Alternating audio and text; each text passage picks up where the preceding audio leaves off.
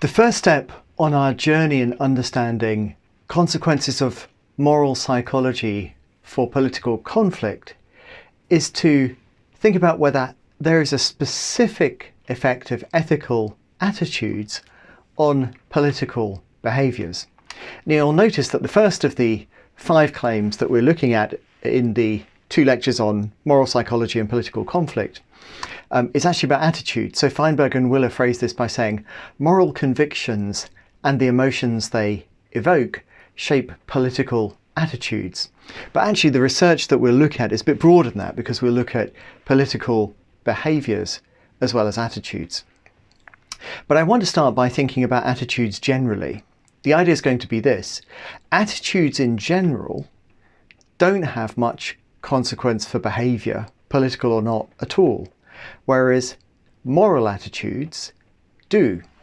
So let's look at that negative part first.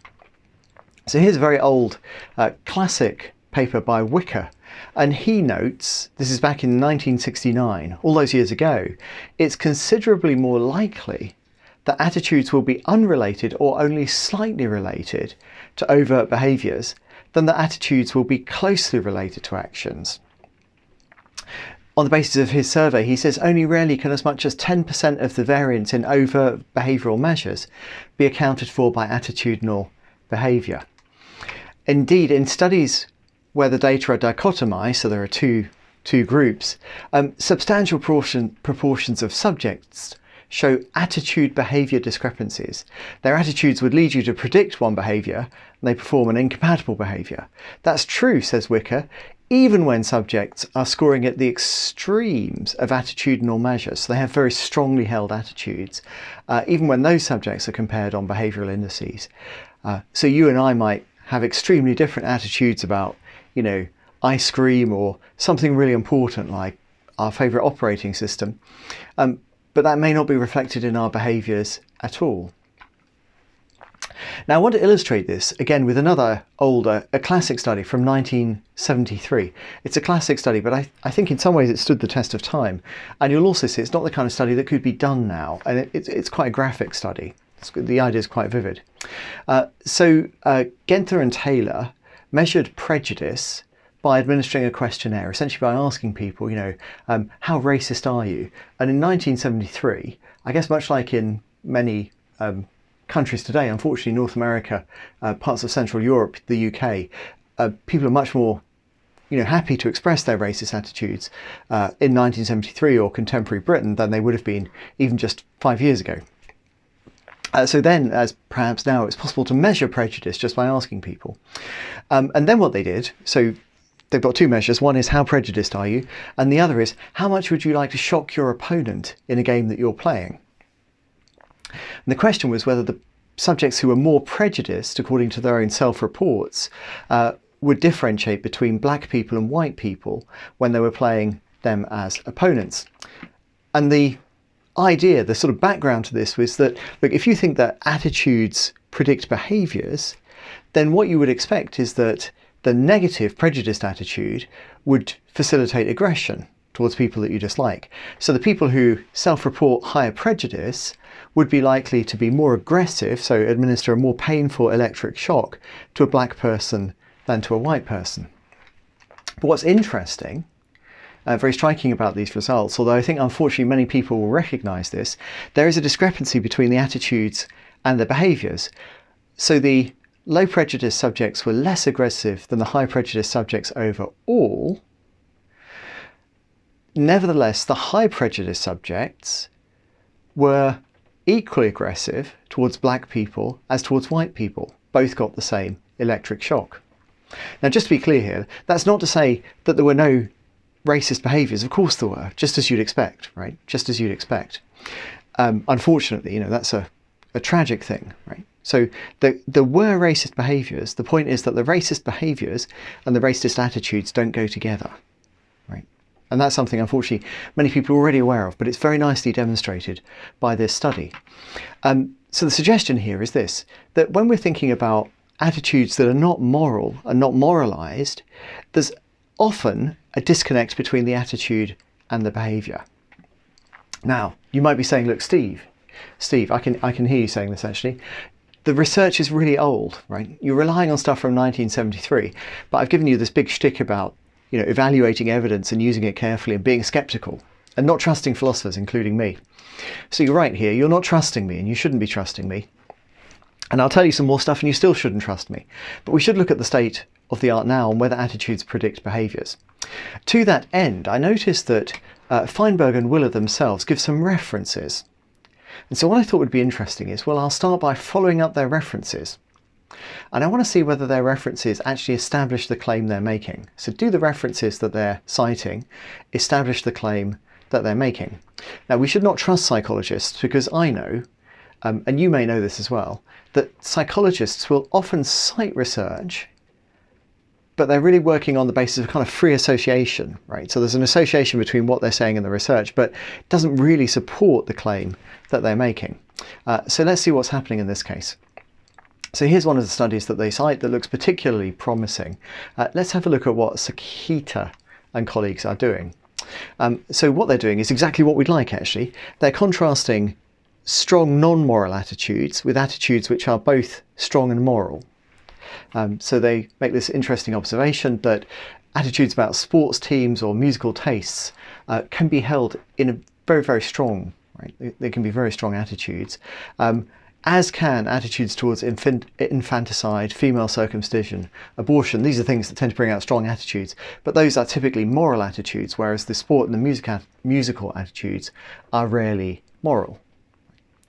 So we're not saying this is a perfect distinction, we're just saying, look, we've got a crude distinction that's good enough for an operationalization. So their thought is we'll distinguish between strong attitudes and attitudes that are strong and moral and see what happens. What are they going to do? Well, what they're going to do is to look at whether the strength of the attitude matters or whether the moral conviction in particular matters independently of the strength of the attitude. See how they're doing that? So they've got attitudes of different strengths, some of which are moral and some of which are not.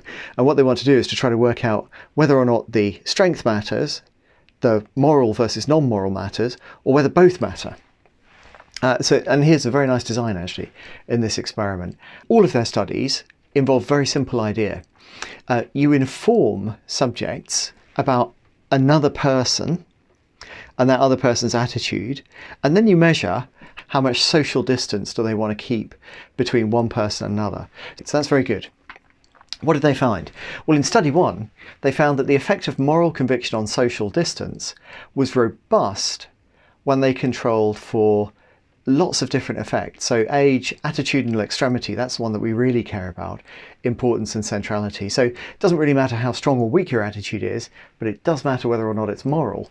That's what predicts how far away you're going to stand from me, right? If you and I differ on female circumcision or infanticide, you're going to want to be further away from me. If we differ on football team or musical taste, that might be something that you feel extremely strongly about. I'm not sure.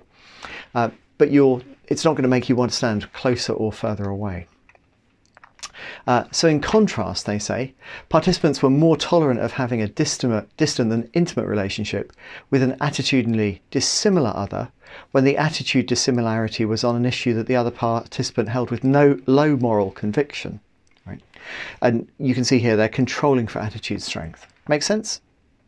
Good, it does make sense. It's a beautiful study, actually. It's a beautiful study. Of course, if you're going to rely on this, I encourage you to read the details. But what I'm hoping is that in the lectures I give you a kind of overview and you can just see the beauty, you can see the elegance of the study and the main results. And you only have to dive into a smaller number of these studies to be really sure. But here's the thing. It is a beautiful study and I think the evidence is quite good. But then we've got to ask a question. And I'm going to put this question to you. You can see this, you and your lecture buddy. I'm going to put the question to you. Does the finding support the claim that moral convictions shape political attitudes? Is that what this finding shows? Are Feinberg and Willer correct in citing that here? Let me give you 90 seconds. Tell me what you think. Go.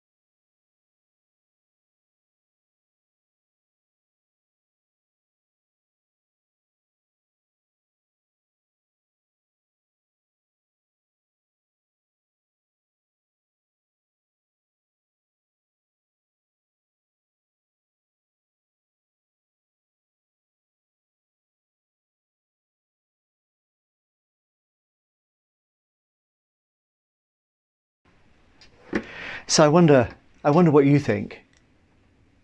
You think it doesn't? Good. I think it doesn't too. I think it doesn't actually. So then that leaves me with the question, and many of you as well, I hear you saying that now, what evidence might we offer here? So I don't think that the fact that Feinberg and Willer are a bit naughty here and they cite things that don't really fully support the view that they are offering, sort of indirectly maybe, but not directly. I don't think that means we should reject their claim. I think it means we should see whether we can find some evidence that would support it. So what we've learned is never to trust a scientist, never to trust a scientist. And in particular, if you see a scientist making an assertion and citing a claim, don't make the same claim and give the same citation. You'll see that happening very often, and it's nearly always where these things go wrong. It's nearly always where these things go wrong. So let's actually have a look at a different study where the first author is the same. This is Skitka again. Skitka and Bauman this time from 2008. So same lab, different study. So these researchers, Skitka and Bauman, asked, do specifically moral attitudes influence voting behaviour? Oh, voting behaviour, political action, great. So now we're in business. And what they found was very nice. They found two things. They did two studies and both of them worked beautifully. The first one was about actual voting. So what they did was they saw that the more moral conviction a person had about a candidate in the presidential election, I think this was US presidential election, is that right? I think so. The more moral conviction a person had about the candidate in the presidential election, the increased chance that they would vote. The increased chance that they would vote. And I think you can see the more, this is 2008 of course, happier days politically. I think you can see this has been very likely exploited by certain politicians. They recognise that moral conviction specifically gets people out, right? Why would you be asking, your opponent, accusing your opponent of, some kind of criminal activity entirely spuriously? Why would you do that? Well, it would generate moral conviction, right? And that could be very helpful to you in getting the vote out. And importantly, they controlled for effects of candidate preference, party identification, strength of preference, and so on, as well as demographic variables. So Skitka, I think, when you've got Skitka involved, she's generally pretty careful. So I always think we need to be cautious here, but my impression is that we've got some excellent controls and the whole thing is very nicely done. And it's a very elegant experiment. The other thing I love about this study is the contrast between the 1 and 2. Very simple. So this is actual voting behaviour, and the second one is intentions to vote. So these are what people say about how they're going to vote and how likely they are to vote in the second study. And what they found in the second study is much like in the first one. The effects of moral conviction specifically, as distinct from strength of attitude, lots of other factors, were strong, and they were strong across the whole of the political spectrum. Doesn't matter whether you're Democrat or Republican, left or right, moral conviction was what was driving your voting behaviour and your intentions to vote. So this is a nice result for us because it allows us, I think, to accept what Feinberg and Willer are saying. Feinberg and Willer say moral convictions and the emotions they evoke shape political attitudes. And although I don't think that the studies they've cited are massively helpful here, perhaps I'm wrong, perhaps you disagree, I don't think you have yet. There are studies, Skitka and Bauman 2008, which do appear to support this claim quite convincingly. So this is interesting for us because we're interested specifically in the effects of cultural differences in moral psychology on political behaviour. And this just suggests, look, you're barking up the right tree here, right? Your moral psychology is responsible for your moral convictions to some interesting degree. And those moral convictions are what are driving your political attitudes, your political behaviours. We're good. We're good. Well done us. But then you might be thinking, well, Steve, our topic is climate change.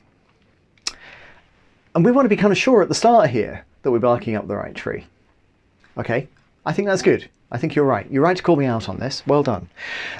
So what we need to do is to think about whether there's evidence that relates moral attitudes to the politics of climate change specifically.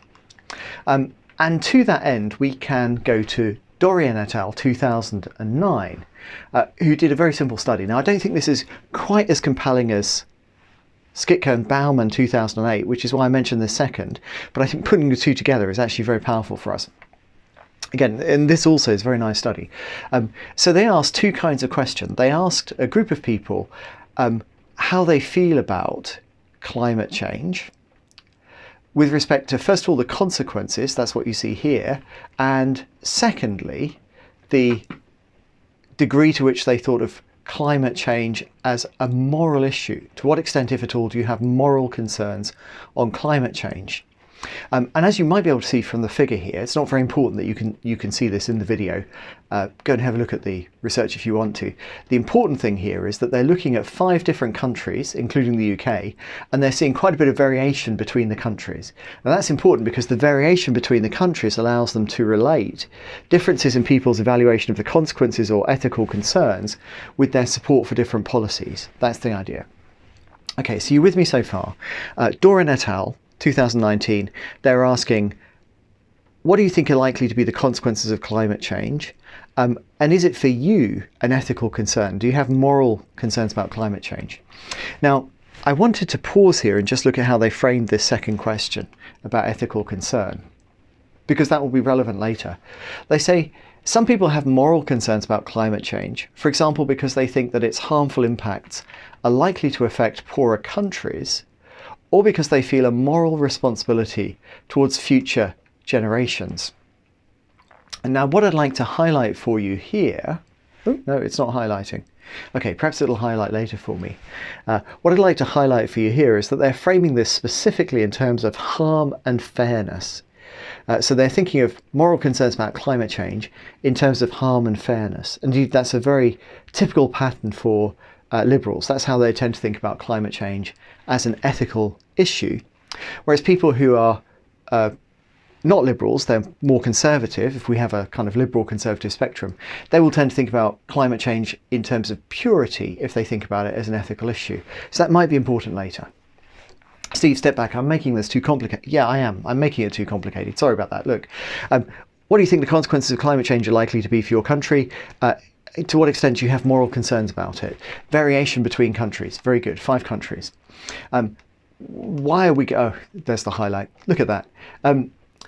Here's the interesting thing, though. Both of those things, so we're trying to relate the consequences and the ethical concerns to support for policies.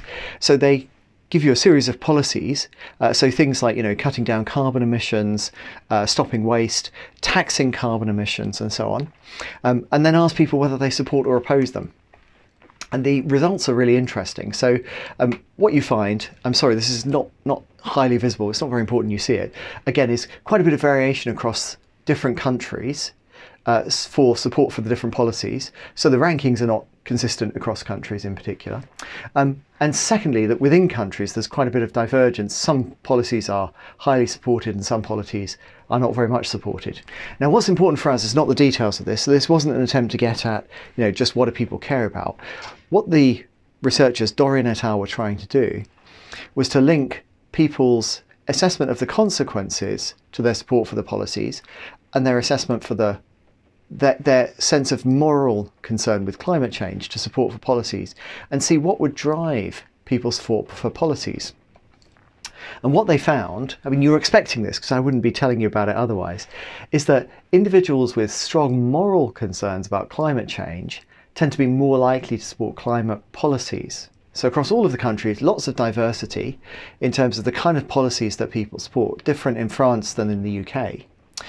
Also difference between countries in, how people estimate the consequences. But what's driving people's support for policies is the degree to which they think of climate change as a moral issue. Moral concerns, say Doran et al., turned out to be substantially more important than consequence evaluations, explaining about twice as much of the variance. So that's very nice. That's consistent with what we've seen throughout the whole of this section, which is that attitudes as such tend not to be very important for understanding political behaviours, but moral concerns do. And it relates that general lesson to climate change specifically, which is quite helpful for us. Now, Doran and colleagues also mentioned that there's a useful implication of their study, and I think this is a useful implication. So although it's not directly relevant for us, I wanted to pause here and say they're probably right that if you want to make a change in how people think about climate change, emphasising the consequences, so threat raising, may not be the preferred strategy. That may not be the preferred strategy. So there's been quite a bit of that recently in the UK, a lot of publicity around David Attenborough, for example, and that's mainly a threat raising campaign. It looks like in order to get public engagement working, you actually have to make it, for people, a moral issue. That's what you need to do. You have to appeal to their moral attitudes. So, but let's see, just to be clear here, I think that's a very interesting implication of a single study, but I wouldn't want to act on the basis of that one study, right? We would of course have to go much further before we drew any practical conclusions. It's interesting that this work can have quite striking practical conclusions. Right, good. So with that caveat, thank you for, it was just the raised eyebrows. I see your eyebrows go up and I'm realising, I've said something stupid again. I'm saying lots of stupid things. Forgive me. Here's something that isn't stupid. Moral convictions and the emotions they evoke shape political attitudes. That's true. Not for the reasons that Feinberg and Willer give, but it is true. And that's the first thing that we need if we're to understand how cultural differences in moral psychology are going to explain political conflict over climate change, and perhaps even something about how that conflict could be resolved democratically.